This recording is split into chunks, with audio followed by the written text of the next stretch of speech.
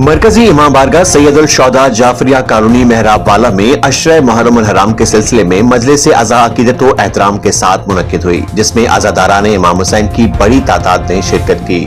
मजलिस से सैयद इल्तिजा हुसैन काज़मी और दीगर उलमा कराम ने खिताब करते हुए कहा कि वाक़या करबला हक व बातिल के दरमियान एक ऐसा अजीम मौक़ा है जिसने रहती दुनिया तक इंसानियत को जुल्म व जबर के खिलाफ डट जाने और हक व सदाकत का अलम बुलंद रखने का दर्स दिया।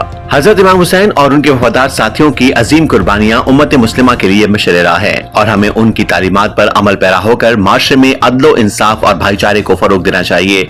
इस मौके पर कमर अब्बास खिची, सरदार एडी खान जलवाना, सैयद मुबीन रिजवी, अली हुसैन जलवाना और दीगर समाजी और मजहबी शख्सियात समेत मुअज़्ज़ज़ीन शहर ने कसी तादाद में शिरकत की। रिपोर्ट काजी मोहम्मद इमरान भुट्टा, आज तक न्यूज, भावलपुर।